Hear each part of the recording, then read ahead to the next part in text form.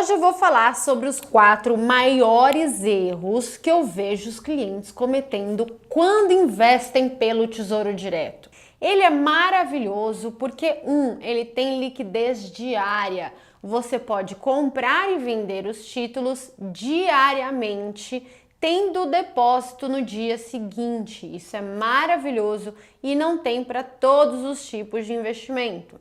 Segundo, todos os títulos são precificados no preço justo e todo mundo que quer comprar ou vender faz no mesmo preço. Isso é maravilhoso. A gente vê às vezes nas corretoras um título sendo vendido muito fora do preço justo para uma pessoa desavisada e com um preço muito bom para uma pessoa um pouco mais atenta. Isso não acontece no Tesouro Direto. E claro, o terceiro é a segurança. Os títulos são do Tesouro, que é o emissor mais seguro da economia, então você não está correndo risco de crédito. Esses 3 fatores fazem para mim o Tesouro Direto ser um dos investimentos que eu mais gosto em renda fixa. Mas mesmo assim, tem uns cuidados que você tem que tomar, que eu vejo muita gente errando, mas que a partir de agora você não vai mais errar, beleza?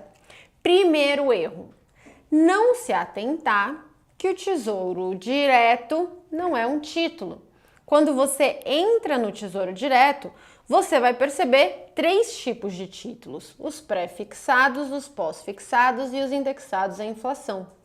Cada um deles se comporta de uma maneira totalmente diferente dado o cenário macroeconômico. E a depender do cenário, um pode render muito mais do que o outro. Então, quando você for investir, escolher o título, não tanto faz o título que você vai escolher. Você tem que escolher o seu título com estratégia, escolhendo aquele que mais deve se valorizar naquele cenário econômico. Ou, se a sua intenção é usar o Tesouro Direto para reduzir o risco da carteira, escolher aquele que de fato reduz o risco da sua carteira.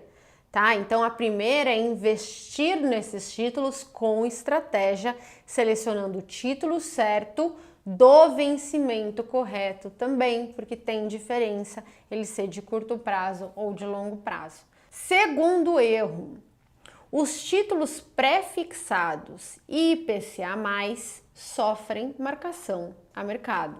Na verdade, os 3 sofrem marcação a mercado, né? Mas a marcação a mercado do pós-fixado, do Tesouro Selic, ela é muito menor, ela é muito mais sutil, embora ela possa acontecer. Agora, a marcação a mercado do pré-fixado e do IPCA+, pode ser muito relevante. Vou mostrar para vocês aqui um exemplo. Então imagina como se comportou, por exemplo, o Tesouro IPCA+, vamos supor que eu comprei no começo do ano, né? Que eu comprei há 1 ano atrás. Olha assim, quando eu olho a taxa estava em IPCA mais 6,44 e terminou os 12 meses a IPCA mais 5,60. Isso significou em termos de preço, olha a valorização de preço. Foi de 1.875 para 2.285. Quer dizer, uma boa valorização deve dar o quê? Uns 15, 20%? É uma boa valorização simplesmente pelo fato de que as taxas caíram e esses títulos foram marcados a mercado. Isso é importante porque os títulos não só valorizam. Se as taxas de juros subirem, esses títulos desvalorizam, podendo perder 20, 30, 40%. Então, o que eu vejo que o pessoal erra à torta e à direita? Marília, vou colocar minha reserva de emergência em títulos pré-fixados e IPCA+. Não pode. Por quê?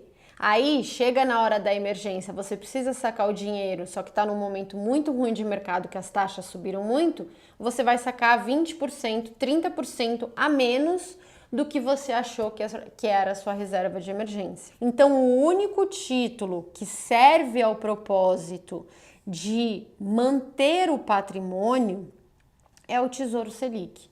Olha o comportamento do Tesouro Selic no último ano. É uma reta para cima. Tá vendo? Por quê? Porque ele não tem esse efeito tão forte da marcação a mercado. né? Ele até pode ter, se você olhar o preço do Tesouro Selic, você vai ver que ele tem essa taxinha aqui, ó, Selic mais 0,3, Selic mais 0,15. Essa taxinha pode mudar por condições de oferta e demanda, e essa mudança pode dar uma pequena alteração no preço, mas é pequena, é sutil, né? No pior momento, por exemplo, da pandemia, a taxa que era 0,04 na época subiu para 0,40. E essa alta provocou no pior momento, né, num mês específico, um prejuízo de 1% no papel. E no mês seguinte já voltou, foi uma condição de oferta e demanda do mercado. Agora, esses outros não, né? Se você pega um pré-fixado, um Tesouro Selic, aí já estamos falando de variações de 20, 30, 40%. Em 2015, o IPCA mais 2045 perdeu 50% do valor. É muito importante que você se atente a isso. E a depender do propósito do seu investimento, se atente à marcação a mercado, que ela pode ser negativa. E claro, se você pensa que podemos entrar em uma tendência de queda de juros, aí é o oposto, aí você vai querer um pré-fixado, aí você vai querer um IPCA+, porque daí você pode ganhar 30, 40, 50%. Tá? Então não me coloca reserva de emergência nesses títulos, e se quiser ganhar com a marcação a mercado, eles servem a esse propósito e eles têm liquidez diária, ou seja, depois que a tendência acabar, você pode simplesmente vender esses títulos e comprar outra coisa. Terceiro erro, não se atentar aos custos. O Tesouro Direto tem uma certa quantidade de custos. Primeiro, o que você vai pagar? Você vai pagar IOF, se você vender antes de 30 dias, e imposto de renda no vencimento do título ou no resgate antecipado. É importante dizer que o fato de você pagar IR só no vencimento do título pode ser um benefício bem grande para você. Por exemplo, comprei um Tesouro Selic que vence em 2030, 2032. Eu só vou pagar IR em 2032. Até lá, toda a rentabilidade que eu tiver vai ficar acumulando juros compostos, né? Rendendo juros sobre juro para mim. Quando eu comparo isso com um fundo Selic Simples, por exemplo, o fundo Selic Simples come cotas, paga imposto de renda a cada 6 meses. Esse efeito do come cotas prejudica um pouquinho a rentabilidade, de tal forma que se eu comparo um Tesouro Selic de 2033 com um fundo Selic Simples, o Tesouro Selic vai ficar melhor. Ah, Marília, mesmo com a taxa da B3? Pois é, além do imposto de renda e do IOF, temos também a taxa da B3. A B3, para que você compre, venda, tal, esses títulos, ela te cobra 0,20% ao ano. Para investimentos até R$10.000 por CPF, não por corretora, então não adianta investir 10 mil numa corretora, 10 mil na outra, 10 mil na outra, é para os primeiros R$10.000, você é isento da taxa da B3, só para os primeiros R$10.000. A partir daí, você começa a pagar 0,20, né, nos investimentos subsequentes. Ou seja, um Tesouro Selic até R$10.000 é melhor do que um fundo Tesouro Selic Simples. Mas, por conta da taxa de 0,20, nos 5 primeiros anos, nos 4 primeiros anos, o fundo Tesouro Selic Simples acaba sendo levemente melhor do que o Tesouro Selic. Mas, gente, eu tô falando aqui de merreca, tá? Assim, de coisa assim muito sutil mesmo. Então, eu sempre falo para os clientes, no final, faz o que é melhor para você. Tanto faz fundo Tesouro Selic Simples com taxa zero de administração e Tesouro Selic no Tesouro Direto com 0,20% de taxa de ADM, tá? Tanto faz isso aí, porque a diferença de retorno é merreca. E se você for ficar por prazos mais longos, o Tesouro Selic compensa por ele não ter o come cotas. Então, tanto faz o que você for investir, qualquer um dos dois vale a pena. Mas existe essa taxa da B3. Tem outros títulos também que isentam você da taxa da B3. Por exemplo, o Tesouro Renda Mais e o Tesouro Educa Mais, se e somente se você levar até o vencimento, tá? Se você ficar até o final do prazo de conversão, já tem um desconto.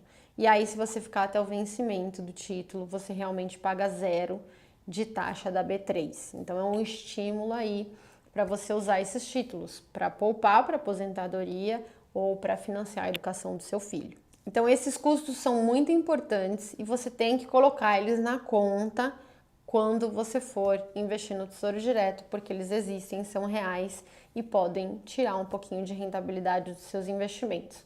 Mas 0,20% ao ano, gente, eu ainda acho um custo assim muito baixo, perto do que a gente vê aí no mercado.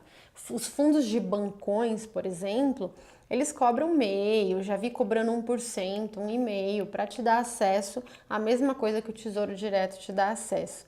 Então, honestamente, acho que é um custo baixo perto do grande benefício que é você investir nesses tipos de títulos.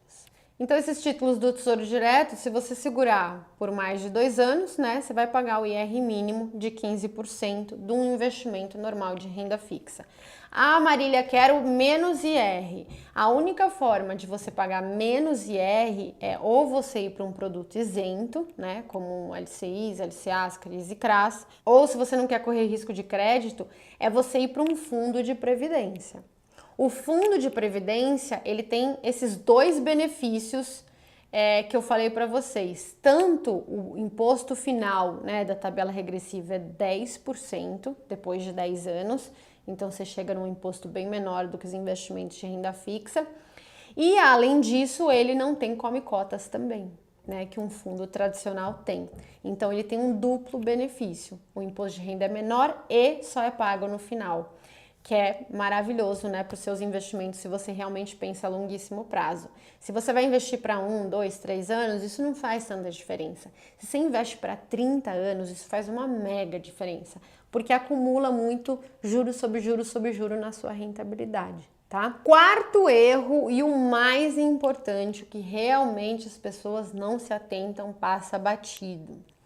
O Tesouro Direto tem um custo escondido que serve para desestimular a pessoa que quer ficar girando títulos no Tesouro Direto, tá? A ideia dele é que você invista para o longo prazo. Se você quiser fazer transações de curtíssimo prazo, você vai ter um pênalti que chama spread de compra e venda.